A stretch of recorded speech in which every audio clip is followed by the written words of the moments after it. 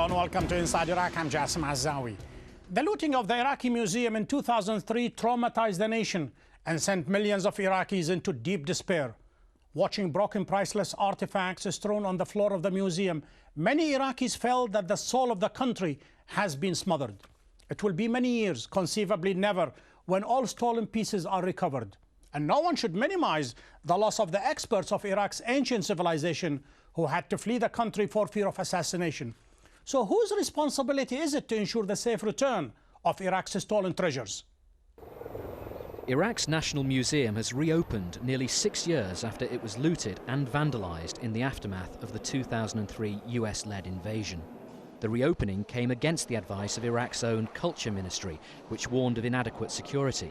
But Prime Minister Nouri Al-Maliki pushed for a part of the museum to open for viewing.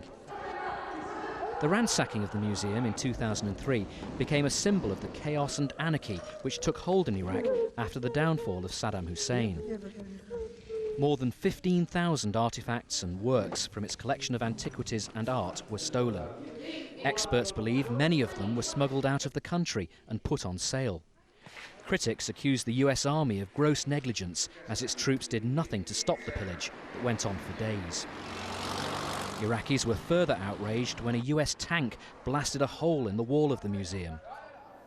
Over the last 6 years, Iraqi archeologists have managed to recover about half of the stolen items and refurbished the museum with international funding. They now claim that the premature opening of the museum is nothing more than a political and publicity stunt to boost Prime Minister Al-Maliki's image. But observers say the Al-Maliki government is obviously keen to show the Iraqi public and the international community that life is slowly returning to normal in war-battered Iraq, despite uncertainties about its political future. To discuss the future of Iraq's historical treasures, I'm delighted to welcome from New York, Donnie George, a visiting professor of archaeology at Stony Brook University and the former Director General of Iraq's Museum of Antiquity, and Zainab al-Bahrani, a professor of history and archaeology at Columbia University. Welcome to Inside Iraq. Donnie George, the recent opening of the museum in Iraq by Prime Minister Al-Maliki was the third such opening. The first time it was opened in July 2003 with the proconsul Paul Bremer, and the second time it was opened in December 2007. And even the recent opening only allowed people to go into 8 out of the 26 galleries. Would you say that's a premature or perhaps even a political opening? Well, let me first say something about the museums and about the Iraq Museum. Museums are places for education, culture.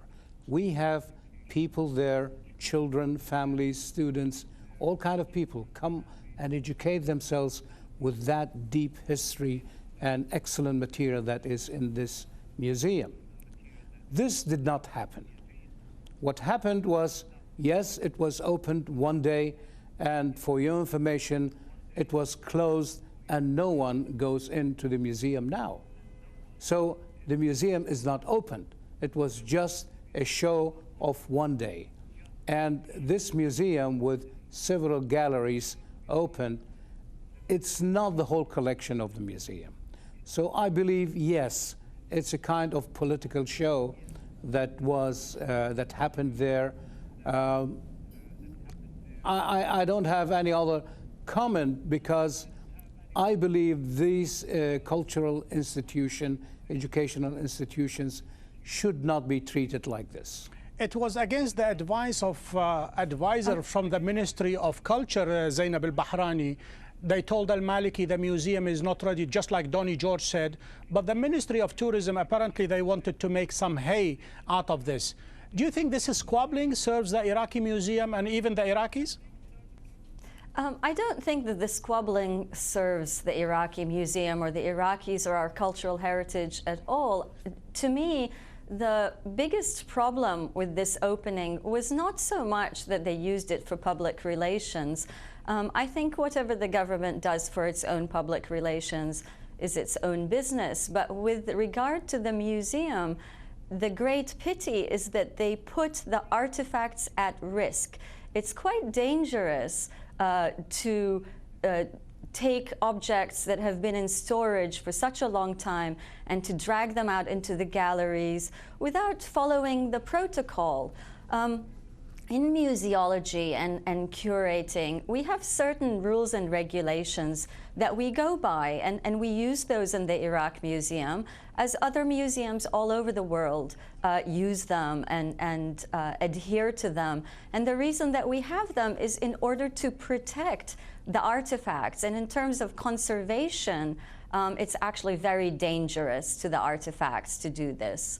Doni, I read a comment by you in one of the newspapers saying that we are years away from international standards, conservation and curatorship. Exactly what do you mean, years away?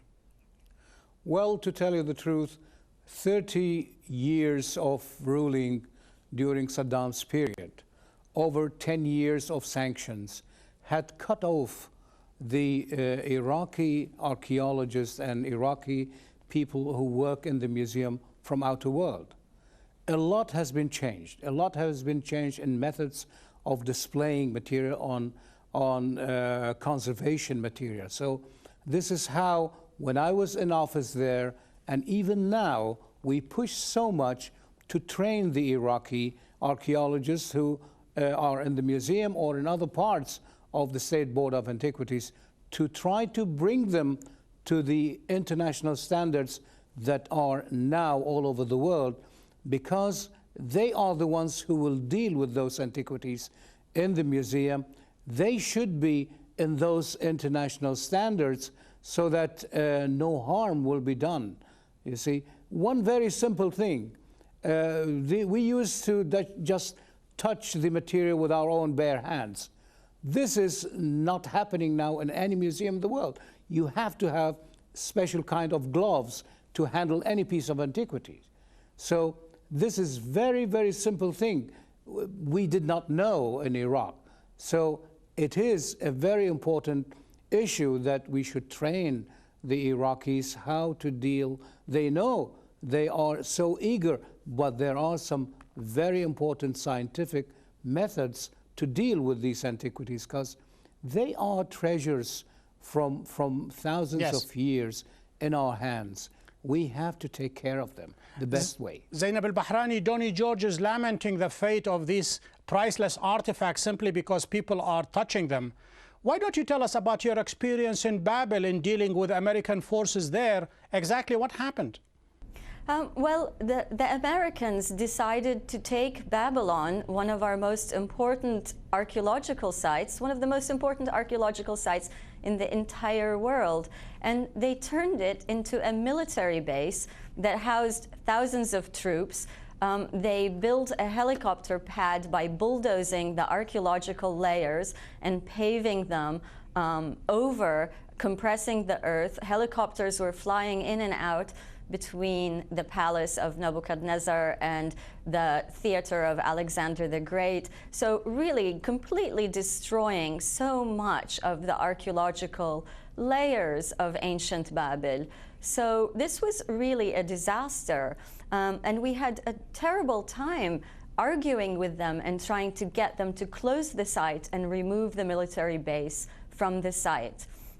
So in my opinion, this is really quite active destruction. It's not accidental. This is quite active destruction of our cultural heritage on the part of the US military, the US and the coalition military. Doni George, Zainab al-Bahrani says this is active. She stopped almost saying this is deliberate. Listen to the Secretary of Defense, Ramsfeld, when he was confronted with such massive destruction. He says, stuff happens. Stuff happens. At the time, how did you take that? Well, it was very hard. You know, it's not, these are not stuff. This is something very important. We should understand. These are not stuff, and these are not, it's how many vases they have. The vase also that he talked about is one of the most important pieces in the world. This is the Warka vase. It is a stone vase, goes back to 3,200 years before Christ, and it actually, the reliefs on that The drawings on that vase shows the philosophy of the Sumerians for the beginning of life on Earth, which actually we believe now the science has shown that they were almost right in their beliefs. So it's not just stuff, it is the cultural tradition, the cultural heritage of mankind that was destroyed there. I'll take a very short comment, 30 seconds from Zainab al-Bahrani before I take a break. Go ahead, comment on what Ramsfeld said.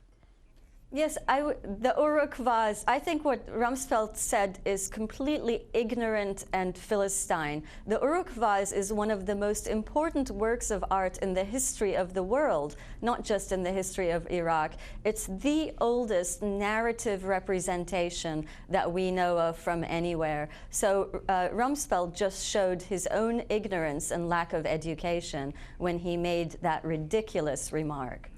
Zainab al-Bahrani, thank you. We'll take a short break. When we come back, I'm going to ask Nouri George whether the looting of Iraq's treasure has stopped or still goes on. Stay with us. It was a rugged wave and strong black wind that passed over Iraq, and one of the results was the destruction that hit this cultural icon. We have stopped this black wind, and we have resumed the process of reconstruction. Nouri Al-Maliki, Iraqi Prime Minister.